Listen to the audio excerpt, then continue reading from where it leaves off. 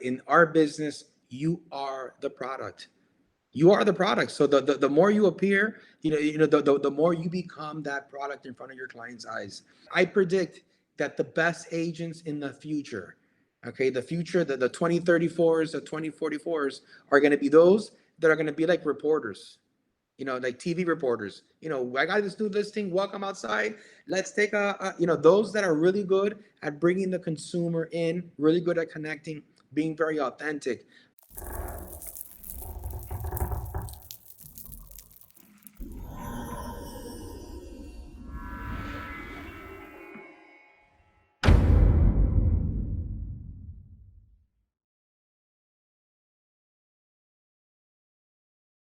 Welcome back to the Real Estate Excellence Podcast. Today's guests, if I could put them on the screen there, Jorge Guerra.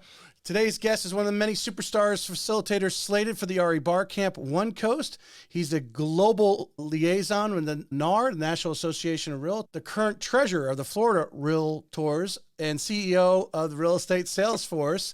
RESF is commonly known in the South Florida area. In 2020, he was chairman of the Miami Association of Realtors. He's also served as president of the residential board of the Miami Association of Realtors, chair of Emerging Business and Technology Forum for NAR, chair of the Top 50 Brokers Committee at the Florida Realtor. He is an international keynote speaker. He believes it's no longer about curb appeal, it's about web appeal. Let's welcome Jorge Guerra to the show. Thank you very much. Thank you for the kind intro. Thank you for having me. I appreciate you coming on today and taking the time there. I'm going to get both of us up there on the screen so everyone can see us. Dug a little bit into your social media, watched actually some of your videos on your website of some of your keynotes and so forth. So I want to start off right with that quote, because I think that kind of is one of your themes, I think, because you put it out there. It's no longer about curb appeal, it's about web appeal. So give us a little background about that, and then we'll dig in the little background about you. You know what? One of my favorite quotes, and to be honest with you, I need you to imagine the real estate market has just crashed.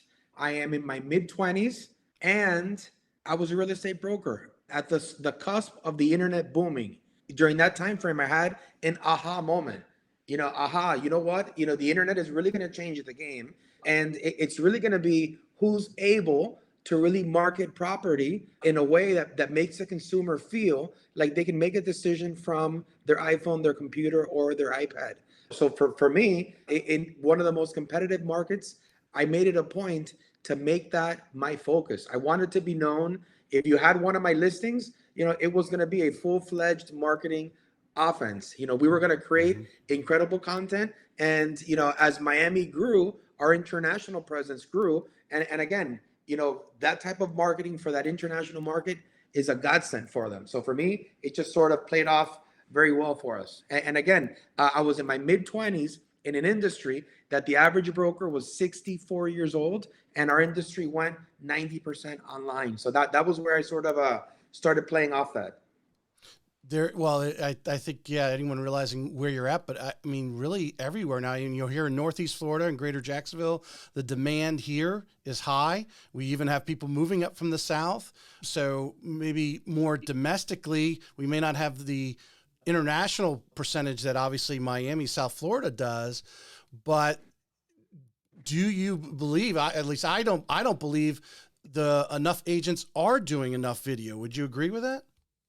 100%. I think that we get hired more often than not, for our ability to bring buyers. And, real estate is an emotional decision. Any opportunity that you can to create that emotion, you have to take it. And the beauty about video is that they see it, they like it, they share it. They share with all their friends and their family. Now it becomes part of their emotion. They go at night underneath their pillow, they turn on their video and they see it again. They fantasize on what it's going to be to be living in the house. And again, anytime you can create that experience outside the real property, I think it's our duty. How true is it, especially for I heard one time, and this was years ago, but new construction, a lot of times the buyers, before they even go in the model the first time, have already looked at that floor plan and so forth, half a dozen times before they even go in. Are you kidding me? So you're speaking to somebody who started his real estate career in new construction. And absolutely, that floor plan, they take it to Home Depot, they take it to the furniture store, they visualize, they fantasize, they look at their current furniture and see what they're going to sell in their garage sale. And all that adds layers to the emotion, that ties them with that property. Right. Right. I'm going to step back a little bit. I wanted to get that opening statement there because I love that quote. And we'll talk about it more in depth here in a little bit. Tell us a little bit, where you're from, and then how did you end up at Florida International? Born and raised in South Florida. I'm a homegrown kid. Father was a construction laborer. My mother was a housewife to two twins and myself. If you ever have twins, you know that it's a full-fledged assault. Went to all Catholic schools, grade school, high school, and I started a Catholic high school. In the first or second semester of my college, I decided to get my real estate license. And from there, my first experience as a sales assistant, as a part-time employee, I had an aha moment. I'm in love with, the art of the sale. I'm in love with putting deals together. And from that point forward, I jumped into sales. I want to say my first year, I ended up being the number one salesperson within my company, and forget about it. Unfortunately, the real estate bug grabbed me. I rode the pre-construction train until the market crashed. And when the market crashed is when I really diversified my practice. I looked at, the market. And first of all, I told myself I never really want to niche myself ever again that hard into it. I wanted to go general and make sure that as the market moved, that we were able to capture that. And that's when I was alluding to earlier, the market crashed, the internet boomed. I was in my mid-20s. The average broker was in their 60s. That I said, you know what? Aha, this internet, this marketing game, this ability to grow your reputation much faster, it's going to happen on this new platform.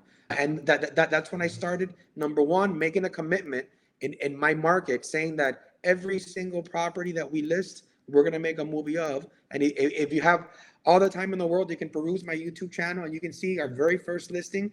I look like I'm having an epileptic seizure, showing the property. But if you see the evolution, we've got it to almost a science. And from a marketing perspective, if you look at our Instagram, you'll see, and this is an influence of my wife, our consistent marketing, same color, same scheme, same font, again, trying to buy real estate in your mind. I thought, what was it, I'm always intrigued. What was it? You were in school, and did you know somebody in real estate? Did you just, you were looking for a part-time job and that was available? What was it that actually, brought you there? You know what? I'm a little embarrassed, but I'll tell you, my father was a hard laborer, and we grew up as kids. I have a brother and a sister that are both twins, and my father gave us two options every morning. And he said, you can either be a doctor, you can be an attorney, you can pick one.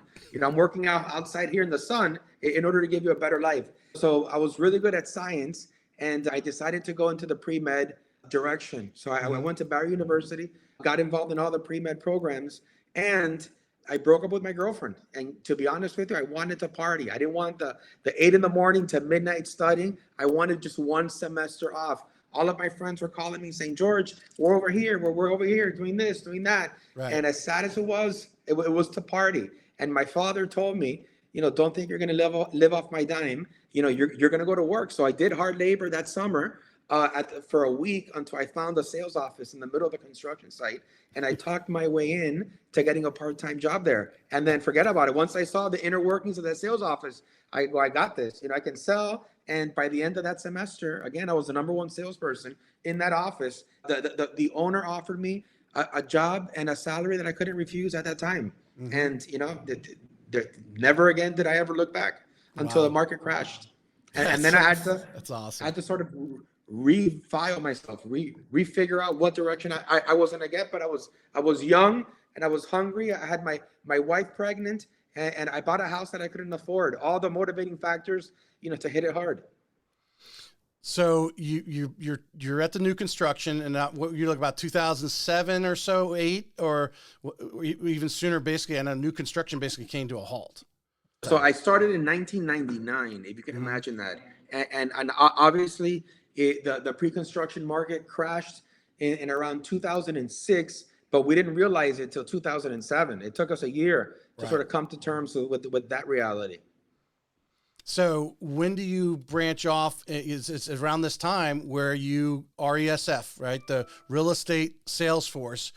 You got You it. break off So, and create that so at that time, or how does that come to about? you know what? Our RESF, Real Estate Salesforce, was again designed to represent developers. When the market crashed, I sort of shifted and said, you know what? I'm going more general. And I told you earlier that my wife was pregnant. I had a mortgage that I probably couldn't have afforded at the time, but I needed to generate some money. So I actually went out there and started knocking on doors. And one lesson that I learned was that number one, reputation was key. Because when I would knock on doors, people would say, George, I love your enthusiasm, but Sally Jesse Raphael, she's been selling here for a decade and everybody knows her. It wasn't until I had lunch with a buddy of mine that came from the New York Film Academy that he showed me a video online. And I know that sounds like very easy to do right now, but back then it was impossible. I was in shock. How did you get that video online? So I told myself that night, I go, if I can record real estate video and put it online, I would come up with a value proposition that nobody in my market really had. Nice. And more importantly, that nobody had consistently. So I went and I bought a Macintosh, I bought a camera that didn't match what I was trying to do. And I went online and I did some editing lessons and I shot my first video. Again, it looked like I was having a seizure with a camera, but I was able to put it together. And when I started knocking again, I told people, hey, you know what? People are going online. If you let me list your property, I'm going to avoid 1,000 people coming in and I'm going to get this type of exposure. And people bought into it. They said, hey, you know what, kid? You're right. You do make sense. And from there, I got my aha moment. You know what? Aha, George, the only way you're going to make it is you're going to have to work harder. You're going to have to work smarter. And you're going to have to try to position yourself, ahead of the market only because of the competitiveness that we're in. So from that point forward, I told myself every listing that I get, I'm going to videotape and make a movie of. And then as I started growing my firm, people bought into that philosophy. Hey, if you come over here, this is how we present and this is how we move forward. And, here we are close to 500 agents later. We have 5 offices covering all of South Florida. And, all these gray hairs, which I started with none. Where were you posting those initial videos? How are you getting those out there? So great question. And I had to create a website, put it in an FTP site, okay, link it to a video player, and I would also create RSS links to Apple's video podcast because YouTube didn't exist at that time. Right. So that's the way I was hosting it on an FTP site. We had a player on our website, and on the MLS, we would put a link to our website. Hey, if you want to watch a video, click on this link. How then? Okay, so now today they all talk about funnels and everything else. Click on the website. Videos are the great way to start leading people into the funnel and start getting those leads that you started talking about. Or were you all of a sudden getting a lot of attraction from the listing side where people are like, hey, I want to put my list my house with George because he's videoing. Where did you start seeing the business come from, or did you see it coming from both sides at the same time? So you know what? I'm going to be honest with you. Number one, I saw the business coming first and foremost from the confidence that agents had having it as a tool to go out there and prospect with. Mm-hmm. Number two, video isn't still very dominant, wasn't very dominant when I first started. Owners would see our marketing and they would say, hey, you know what? I saw that property that sold next door. When I went to go visit the listing, I saw a video. And you know what? I want a video for my listing moving forward. So think of word of mouth.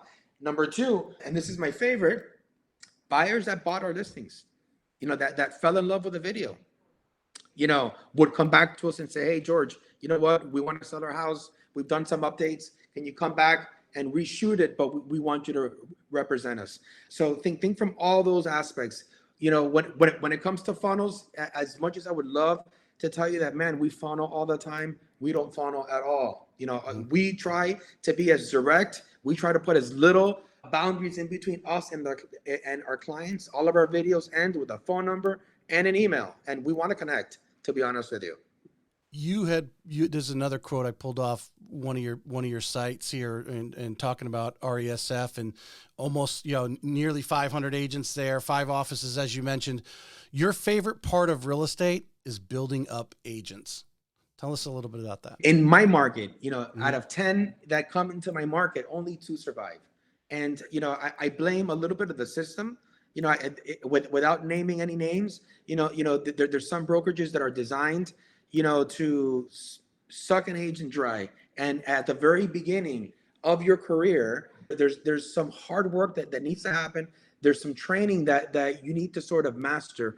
There's some marketing I's and T's that you need to cross that need to happen. And people do a very poor job of organizing people and setting them up for success. So for me, having as many agents as we've had, being an independent company and being as hands-on as we've been, we've seen it all. We know what works. We know what doesn't work. We know how to get it to work. We understand that people work in different ways. So it's really about communication, collaboration, but more importantly, understanding those things that move the needle and really telling the agents, hey, forget about a lot of these shiny new objects. These are things that, through the test of time and at the same time, at the speed of now, are moving our industry. So for us, that's really been our focus. And, the testament is the success of our top agents within our industry. I imagine you remember back when it was just you and your wife, and now, like I said, you're pushing 500 agents. How important is, I talk to a lot of agents here in the greater Jacksonville area. They're top producers, or they got a top producing team, but obviously none of them are near the 500 agents that you've accumulated and retained, because that's the word, is retained. You can't advance and grow unless you're retaining the person that's already in front of you. What are some of the early things that you did? Obviously delivering value. I'm sure you've had a lot of agents come and go, whether they're no longer in the business or moved to other brokerages or whatever, but finding some of those key people and retaining them. What are some of the challenges that successes and challenges that you had in that process over the roughly 15 years or plus now that you've had RESF? So when it comes to agents leaving and coming, there's an old saying in our industry, 1/3 are coming in, 1/3 stay, and 1/3 leave. And I think it's part of the agent's growth process. Sometimes agents need to experience other situations in order for them to grow. What I have learned is, and what I've witnessed is that, those that stay together the longest end up going the farthest. This is a reputation business, and the more solid that reputation is built, the better it is. And when it comes to building relationships, I have agents that have been with me since the first day. They come into my office and we almost don't need to talk. I know what's going on. Or when they call me, I know the reasons. They only call me for these specific reasons. And again, it really allows us to really move at a very fast speed. One of my good friends also has a saying as well. And this is one of my favorite sayings that I steal from them. It's good to be firstborn, second wife, third broker. Firstborn, you get all the attention. Second wife, you're done with all the BS. And third brokers, because you figure out that, hey, no company, no tool is going to make you successful. At that point, it's really you. So it's really about finding, where you feel that you're a fit, where the culture, vibes with you, where you feel, that your word is heard and that your opinions are also, valued as well. And where you're motivated to grow. And again, people find that in different places, different cultures, different splits, different, tiers. But for me, what has been successful for me is really focusing my eye on what I feel is important. Making sure that, I vet all the objects, shiny new objects that come into my office, that I have a very healthy tech stack that really moves my industry, that I focus on, the client experience, and that when it comes to the agents, that number one, that they're trained, at the speed of now, at what's current and what's hot, but more importantly, that they know that we are a big family and that building culture for us is important. That here at RESF, we're not only here for a commission, we're here to make a difference. So we're very involved in our community. And I can go on and on, on what makes us different and why people stay. But it's really about the culture. And it's really about those that, understand that, we love to build agents. The longer they stay, the more effort we put into building them. And there's very few brokerages that really have that focus and that really do it. I love to tell this to my agents. I haven't worked in the last 15 years. I jump out of bed, going to work. I love what I do. I love sitting in a room, brainstorming, planning out, what the future holds, and more importantly, being part of their success.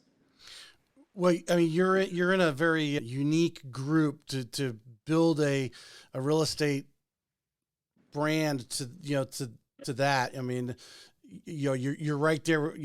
The Keller Williams, the Coldwell Bankers. I mean, to have that many agents, you're across 5 offices, 500 agents. Obviously, you can't be in all places all times. You're overseeing it. How do you maintain with your leadership team to maintain, I imagine each office is a little different because we're different people, but yet keep that ideology that you're talking about across the entire brand? So great question. And I'm going to be honest with you, we leverage technology.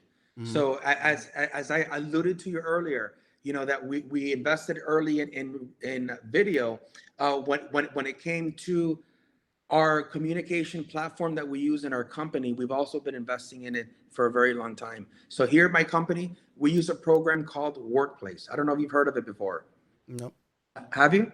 No. I think I've seen the brand or something on that, probably a LinkedIn advertisement or something, but didn't know what it did. So Workplace is Facebook's stepbrother. So I want you to imagine that you get Facebook and you uninvite everybody. And then you put it on your domain and you invite your agents in there. So what we've tried to do is, to be honest with you, is to create the same value propositions that we have in our office in the cloud. And the way that we leverage it is with a program called Workplace, which is exactly like Facebook, but it's separate. And, my oldest agent is 80 years old. My youngest agent is 19. And what they both have in common is Facebook. So it's a very easy platform for them to enter in and really navigate and understand where to find things, how to search. So in our Workplace, I have all my office admins that have to be visible and present there. All of our trainings are done on Zoom. They're recorded. We put captions and they're hosted there. All of our marketing is, itemized there and indexed there. We have a built-in knowledge library. We have a calendar. We have different channels like ask your questions, we got answers, and my lenders have a tab, my attorney has a tab. You can literally log in there and get your questions answered, find all of our marketing gear, speak with our attorney, speak with our lender, without even walking into the office. So we've invested, we've known that as the agent's ability to search on their phone, to find value on their phone, to sign contracts on their phone, that mobility is going to make them less and less present in the office. So we have to bring the office to them. So we've invested, the last 5 or 6 years, curating that atmosphere for them. And as they join our company, we indoctrinate them into that system, and those that use it don't miss a beat. How do you treat because there's some agents now, my wife is one of those, she's with, Florida Homes, large in the state. I mean, she doesn't go in because they don't really have, they have some little pop-up offices basically, but not very large, few cubicles, maybe kind of, just come into a conference room should you want to meet with a client face to face or something versus a coffee shop, I guess. But how do you differentiate, or when you have a prospective agent, maybe you're trying to recruit or someone's come to you and they're looking at your setup, how do you express to them how basically it doesn't really matter whether if you want to come in every day, there's an office space there. If you don't, you've got Workplace and tap into that. Well, how do you? So when it comes to our trainings, we do them live. If you can't make it, we host it on Zoom. And if you miss the Zoom, we sort of record it. So one of the things that I try to do is put you in a position where there's no excuses. It's really up to you. You want it live, come over here. We'll do it live. You can't drive here, we give it to you on Zoom. And if you're busy, you can watch it on video. Real estate, unfortunately, it's like the gym. You're gonna have to make an effort. That effort has to be consistent. It has to come from you. Brokers want you to succeed. Brokers are gonna put the tools in front of you to succeed. And whatever you don't know, brokers are terrible at being proactive. We're awesome at being reactive. You have to let us know what you're missing, what you want. And if they're not able to deliver that, then you might have outgrown your broker. But I would always be chasing education. I'd be always looking to sharpen my tools. I tell my agents this, and you're gonna love this. I tell my agents that I'm the best trainer that in the whole entire world, that nobody comes close to me. And then I go to YouTube and there's people that are 10 times better than me. So I tell them that education starts with me. It doesn't end with me. Right. I go online to get my education. What I try to create is I try to create an honest base that's consistently training, that's adding value, that's creating great marketing, that's there to answer your questions, and that's open to great ideas, and that wants you to succeed and wants to succeed as well. So outside of that, the internet has the best door knocker, trainer, the best farmer out there. It's really to figure out where you want to go in this beautiful industry that's real estate that has so many options. What niche do you want to get? And then really go to the end of the internet, researching, sharpening your tools, bringing it back to your broker and saying, can you help me? How can you add some value to this? Let's work this together. Mm-hmm. It's sort of a recruiting statement from you a little bit here in this question I'm going to ask you. I think even in corporate America, you especially dealing with salespeople, we can get over on you need to be training consistently, but I guarantee you've had these agents that come in and they are taking in all this information, but they're not taking the time to do what they actually need and feed themselves, to get out there and prospect. How do you control or monitor especially those agents in their first 3, 4, 6 months, whatever it may be? You probably have a number there to, know what's time to prospect versus y'all taking whatever amount of hours a week to educate. Great question. Traditionally, when I onboard an agent, all right, so I'll walk you through some of our processes. When I onboard an agent, if they are an experienced agent, I tell them in a very nice way, I'm going to rip you apart. I'm going to talk to you about your schedule, your lifestyle, what you're doing from a marketing perspective, what you're doing from a prospecting perspective, which is usually zero. They're usually professional marketers, but what are you doing from a prospecting perspective? And that's how I start my conversation. If you're a brand new agent, okay, after we work up some of the core stuff that I need you to train, I tell you, there's 2 things that I need you to create some consistency in, marketing, letting people know what you do for a living, and prospecting, asking for business consistently. And the way that I preach that is I tell people, I want an hour a day. It's like going to the gym. If you go to the gym for an hour a day, what happens? You get fit no matter what, So for me, I lobby for an hour a day. And if I can get an hour a day, I get 5 hours a week, I get 20 hours a month, and they start getting some traction. Not only do they start getting some traction, they start sharpening their tongue. I think the biggest culprit of an unsuccessful agent is the fact that they don't prospect consistently. They prepare, they buy the dialer, they get the scripts, they look at the videos, but they don't go out there and swing. So for me, I want 45 minutes to an hour every single day of prospecting. If you have the tenacity to do that, you're going to be successful. And if you don't, real estate might not be a career for you. How important is it? Because you used a few minutes ago, you were talking about being proactive versus reactive. Because I imagine, an agent who might be listening to this right now, whether they're just in pre-licensing, maybe haven't chosen a broker, or maybe someone who's with a broker and it's, the value add is diminished. And now they're looking for places. But how important is, as a broker, you want everyone to be successful. You want your office to be successful. So you can't just throw them in the car and say, go drive out there if they don't have any directions or where they should be. And that sort of thing. How, I know you can't do it yourself with that many agents, your team in following up. And do you require some of these new agents that you're onboarding to stick to a particular program for 90, 120 days, 6 months to kind of get the reps in, like working out in the gym, maybe, start them with a trainer so they know all the different exercises before you release them out on their own? So great question. We don't do a 30 or a 60 or a 90 day. We do an everyday. This is more like a lifestyle change, unfortunately. Mm-hmm. And I'll share with you a little bit of how I break down my week when it comes to moving my agents and motivating my agents and what they're learning. So every Monday, I do what's called Coffee with George, 20 minutes. It's my Monday meeting.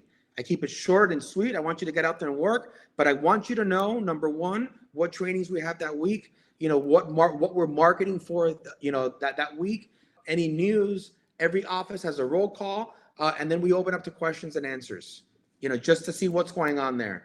Every Tuesday and Thursday, we have our big trainings. Okay. And this is one thing that separates me from most of my competition. And it's that I don't train a residential agent. I train a real estate professional, which means residential, commercial, business brokerage, rental, Airbnb, and property management. And the reason why we train those different genres is because in my 24 years of owning RESF, as my clients grow, so did their needs. So I either have to grow up and learn or lose that client base. So that's every Tuesday and Thursday. Wednesday, I do an exercise. And this exercise is called Multifamily Wednesday. Okay, we go online, we look at the new investment properties, and we critique the outside and the inside like if we were investors.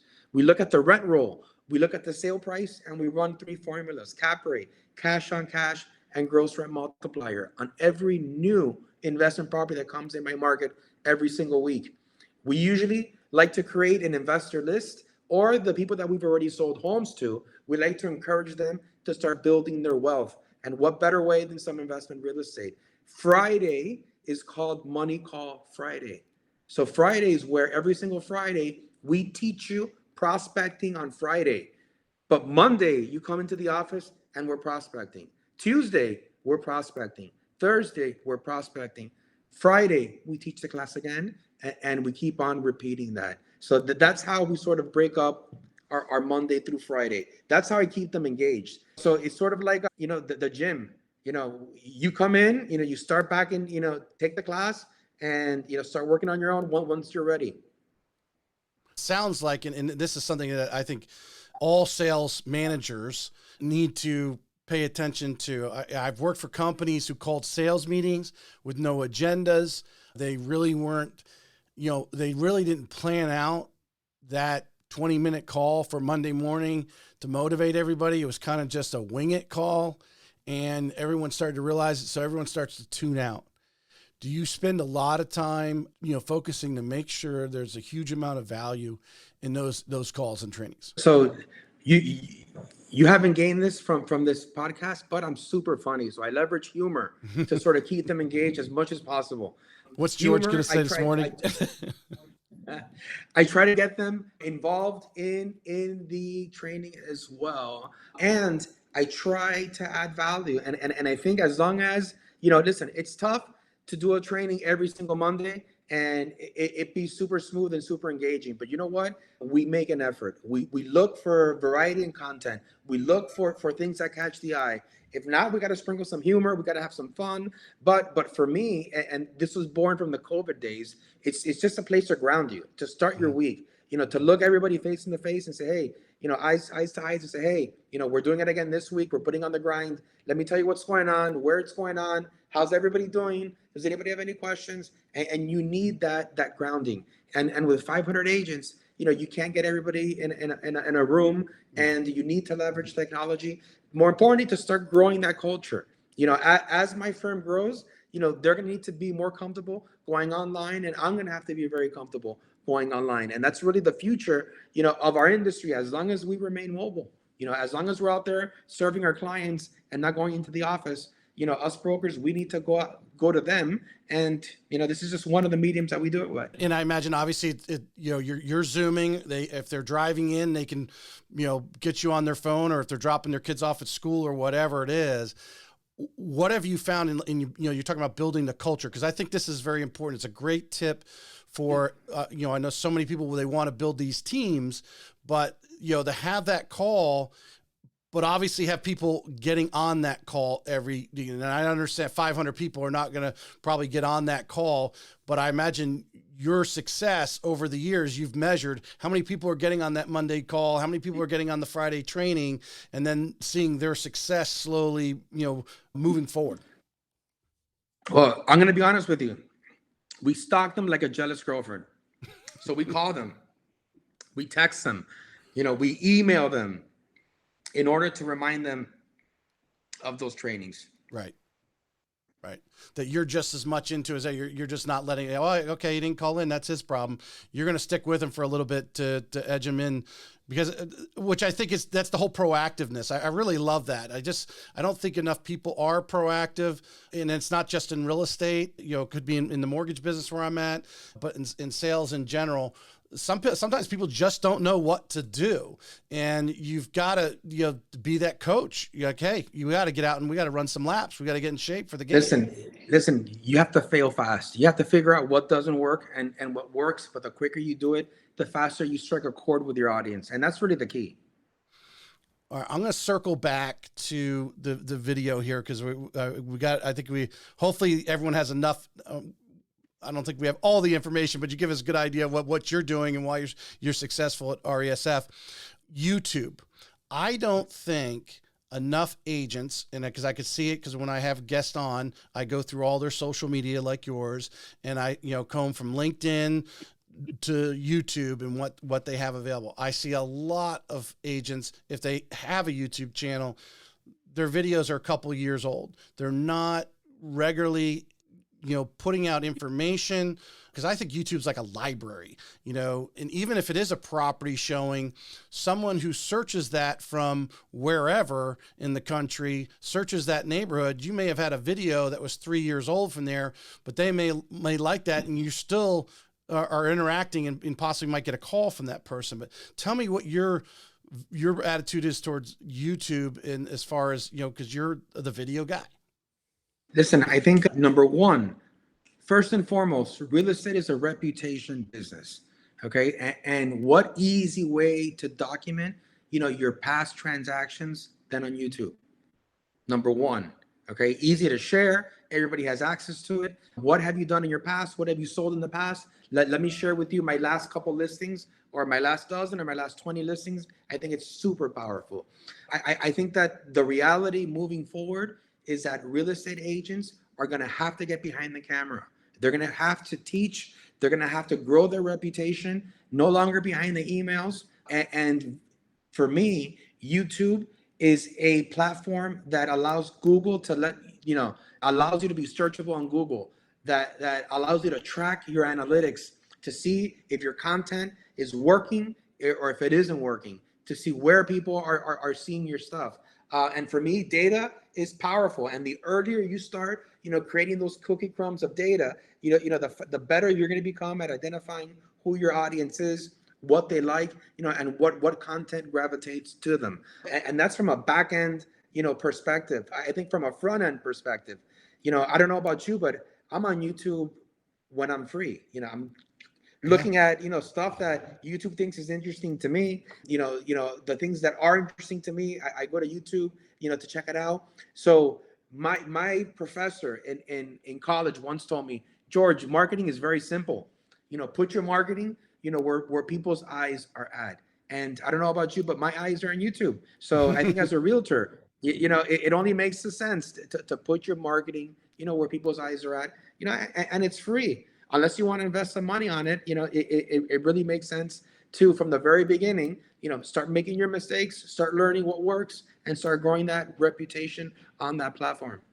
I heard you say in one of your talks there in your keynotes, the Uber of real estate. Did I hear that correctly?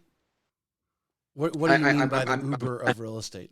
Well, I'm sure that I've been asked about what threats are out there in one way or another, or technology, where it's going. So maybe you probably heard that from there. But there's no doubt that my kids, not us, but my kids are growing up in a generation, where they're pressing a button and food's being delivered to their house. They're pressing a button and a driver's coming over there. They press a button and whatever they want on Amazon gets delivered over there. So think that as real estate practitioners, it'd be foolish for us not to be thinking in that direction. How can I create, that one stop, one click, opportunity to connect with our clients?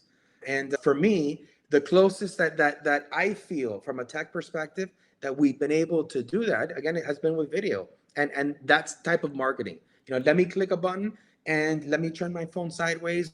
Let me open up my computer, or my new favorite, let me put on my Oculus and let me get into a 360 video and take a tour and see, what people are experiencing. How important, one thing I talk to agents, I try to set up actually something I've been starting to doing outside of a full-fledged like podcast like we're doing here, where this will go out to Apple and Spotify and those things, is just having them sit down with me and we talk about real estate. Hey, what's going on? What do you got going on? You got a listing this week for 20, 30 minutes. Cause I can roll out, some of them are good enough. They'll roll out 10, 11 really good reels right out of that 30-minute conversation. And that creates a file. But taking that information, I think a lot of them go short of, I take that reel, I'm putting it on Facebook. Everything I video goes to YouTube, shorts and long term. And you got TikTok and Instagram. You've got, just by clicking in some TikTok, you can schedule out 10 days in advance. YouTube will take it as far out as you want to go. Instagram's more of a daily thing. So I click in the morning and, throw it in there. But I think Facebook, you can actually schedule too. It's a little more complicated than the others, but understanding this video can be repurposed for so many different things to create the content to stay top of mind in front of their prospective buyers and sellers. Listen, again, the versatility of video, it's incredible. Lives forever, can be cut up, can be shortened, can be long, can be extended, can be added to, a success reel. You're 100% right with that. How important do you feel when you're doing the house showing, the house video, especially I see some of these agents on Saturday morning, really just taking their phone on a selfie stick, but for get themselves in the video to start building that relationships. Because I've heard, and I'm sure you've got factual data because you speak about it, about sometimes, our mind doesn't differentiate between the person sitting in front of us and us sitting there like you and I'm looking at you through a video, differentiate that we are, 200 or 300 miles away from each other, but you start building a relationship by them seeing you, your expressions, your mannerisms and so forth, and you start actually building a relationship. No, listen, I think that, the psychology, like you were saying, of people seeing your eyes, people seeing your expressions, that mental connection that happens, subconsciously in your mind is powerful. One thing that I remind my audience in real estate is that in our business, you are the product. You are the product. So the more you appear, the more you become that product in front of your client's eyes. I predict that the best agents in the future, the 2020, the 2034s, the 2044s are going to be those that are going to be like reporters, like TV reporters. I got this new listing. Welcome outside. Let's take those that are really good at bringing the consumer in, really good at connecting, being very authentic, and not embarrassing. Goes back to the emotion thing. Yeah, like you said earlier, not being afraid of the camera and being able to storytell very well. I think those are going to be, some of the techniques that we're going to be training in the future. Smile, keep your chin up, walk slowly, use your hands. So when they're doing that, the importance of it, when you're training, I imagine you get agents, or do they already know your reputation? They're like, hey, he wants us all to do video and I don't like doing video, so I'm not going to go talk to George. I'm going to go to some other brokerage. How do you break the ice of some of these people? Because there's so many out there. And unfortunately, we realize some will just never do it. But I've been trying to obviously coax them in as my added value in what I like to do, which is this, to get them in and help them create their video. Because they can naturally have a conversation with you, but they're a little scared to stand there like that spokesperson that you're talking about. What are some of the things that you do to help, show them the ease of it, and that no one really cares what being attractive, helps, but you being real is more important. Absolutely. I'm going to be honest with you. The way that I help my agents grow out of that is I put them in opportunities to get in front of the camera and do it. And as a broker, that's all you can do is create those opportunities when they come into the office. This last month, our marketing guys that told our managers, hey, we want a 30-second reel of any agent that walks into the office, their full name, what they specialize in, how long they've been in the business, and they're cutting it up. So just creating those opportunities helps build their confidence. By the way, I'm very convincing. So peer pressure, works very well as well. Strong arming them. Hey, come over here, do it. Come on, just do it. I don't care. Get it done. Works very well as well. And just being patient. So sometimes people grow at different rates. And I've also known that, hey, guess what? Sometimes video isn't for you. And I respect that as well. How do you have your office set up as far as, I mean, you have a full-time videographer that helps take care of the 500 agents? So you have a couple people in a marketing team that's helping, shoot that video scenario, and then obviously maybe cut it up in some reels, edit it a little bit. How do you have your office as far as, video support? So we have a full-time videographer, and what he does is he divides his week with Boca Raton, Fort Lauderdale, Miami, and the Keys. So we'll do two and two.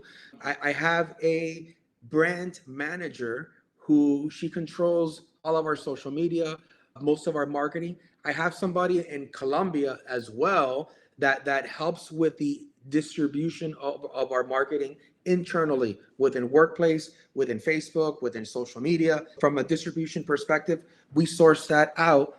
Most of my managers in our office, are trained to, do little minor things here and there if need be. But we normally, every coffee with George, we have all of our marketing stuff created. We use Canva and Express Docs where we have our templates loaded up. And in our trainings, we train our agents, put your headshot here, and this is the way you work it. So think that we try to automate as much as we can and leverage, new and established technologies within our industry as well to get them out there. Yes, I think that's another challenge is most of them, like you're saying, you got to fail forward, and they're like, okay, I created a video, but then what am I going to do with it? And having that support that knows how to put it on Instagram, knows that's things I've learned of other, I got like 800 videos or something on my podcast thing, and I've had people critique it. I'm still not there in perfect perfection, but little tidbits you pick up, and there's of course a lot of stuff online. You need to, I was posting Instagram without saying anything, and you need to say something about the video, right? And just little things like that. And I think people get the analysis paralysis, like, oh, I don't know what to do, so they just don't do it. But I love the proactiveness. That's just awesome. I want to finish here with you, just talking about some of your leadership things that you've taken on. Obviously, I think the one I like the most is, being considered one of the top 50 brokers and being put into a committee at Florida Realtors. I'm working on my realtors. That's wrong. It's realtors. I've been corrected. Cindy corrected me on that. and Sharon Hoydick at Florida Realtors as well. But go through some of your leadership things, and even at NAR, and why did you think it is important, and what are some of the things that you learned by being involved in some of these boards and so forth? So great question. And I'm going to remind you that I'm an independent broker. So I don't have a KW family event. I don't have a rheology event either. My greatest learning is traveling to these events, rubbing shoulders with, people that are practicing throughout the state and talking shop over drinks or dinner. To me, that's where I learned that either I was doing things right and I was doing things really good, or wow, this guy in this sector of Florida is doing this differently. Man, I can really use that. So first and foremost, it was an opportunity to really educate myself and surround myself with non-competitors who were willing to, pull their sleeves back and over drinks and dinner, talk shop. To me, that was my first aha. Man, you know what? I can really benefit from this. And in the top 50 brokers is, where I got a little peek of that. And if you're able to ever attend that committee meeting, the best part is when we break up into groups and we talk about our industry. That's where we get our best value. That's where we come out, with this is good stuff. It's really worth, the drive. So for me, that was my first attraction to leadership. Second part of leadership that attracted me was, being a decision maker. In my industry, especially here in South Florida, the biggest issues happen here. What happens up in Jacksonville happens 10,000 times more in South Florida. To make sure that, the most important issues are met and addressed, I wanted to make sure that I had a seat at the table. Coming from a father who was in construction, my father was also very involved in the construction industry. He taught me the importance of advocating, being involved. This industry is not just about a commission. You have an opportunity, to really shape people's lives and to shape people's industries. And if you're lucky enough to have the opportunity and the trust of people, I think you got to do it. And for me, I've been very lucky that I've been always very involved, always had a nose on what we needed to do, always had great people that believed in me, supported me, and leaned on them as well as a good wife and family as well that allowed me to do this as well. And been very lucky that every opportunity that I've had for leadership, I've always been accepted, and we've been able to make a difference and move the needle. So the top 50s to me was awesome. I had the opportunity to be the National Association Global Liaison. So I got to Zoom right after COVID throughout the whole entire world and see, what was going on in their country. I can tell you that Florida, everybody was super interested in Florida. They were talking about our governor, believe it or not. They were talking about safety and the opportunity that South Florida represented to them from a global perspective. And what I love about that opportunity was I got to meet realtors throughout the whole entire world. So a little kid from Miami, came from Cuba. That there's no home ownership there. I got to see how home ownership was throughout the whole entire world. I got reminded how important it was. I got reminded why my parents left, Cuba to come to the U.S. and what a difference that has made for our lives. And, getting involved here in Florida Realtors as treasurer, again, huge opportunity within my state, a state that I've been lobbying for, a state that I've been raising money for, and that I've been very involved to be part of the leadership team and, make sure that we're going in that direction, has been a huge honor as well. That, I think that really sums it up. I mean, anyone listening to this, and not everybody wants to, be at the board, but, right now I felt, and we were talking with Cindy Hayden yesterday, Florida's on a cutting edge right now. We're treading into territory we have not dealt with, especially Northeast Florida, because obviously I'm here and we're kind of the last major city in Florida as far as population and growth potential here. But the whole state still has growth potential. But, Northeast Florida has been that, low taxes and so forth. But insurance, right? I know you're dealing with that down there. It is becoming a big factor, and how important it is for every agent, whether you're at the point of the sword like you are on boards, but those agents who may not be interested in taking on the board committee, but to reach out to you, to when I'm sure you're sharing with your team down there what you bring back when you go to Orlando and come to the meetings. You're sharing with what you think is valuable for them. But right now is more than ever, whether it's the Mortgage Bankers Association and the mortgage loan officers, the insurance agents in Florida, but the real estate agents in Florida, we really need to come together and really start focusing in on what's going on. So obviously we can make it a little more appetizing, because insurance obviously is the big thing right now. It's blowing up. It's costing people the affordability of homes and so forth. But tip a little bit on how important it is for everyone to stay in tuned with what's going on, whether you're directly involved on that board or just know someone like yourself who's in there helping make decisions. Listen, the reality is that we are the tip of the spear when it comes to dealing with the consumer, and the consumer is going to come to us first and say, hey, my insurance rose 100%. I'm on a fixed income. This is disastrous to me. Where am I going to come up with this money? We have two options. We can pretend we have no idea what's going on, or we can say, hey, let me tell you what we're doing. Let me tell you where the fight is. Let me tell you how you can help us make a difference as well. So for me, just being in the know, being able to do the part of our job, which is counseling and psychology, very well by knowing what's going on. I think it's step number one. Number two, the insurance issue is going to affect us as well. And we have an opportunity to invest in RPAC, where we go after candidates that really understand the issues, that really know how to make a difference, and that know the importance of home ownership. And we need to start growing that army. When it comes to insurance, it's a big deal.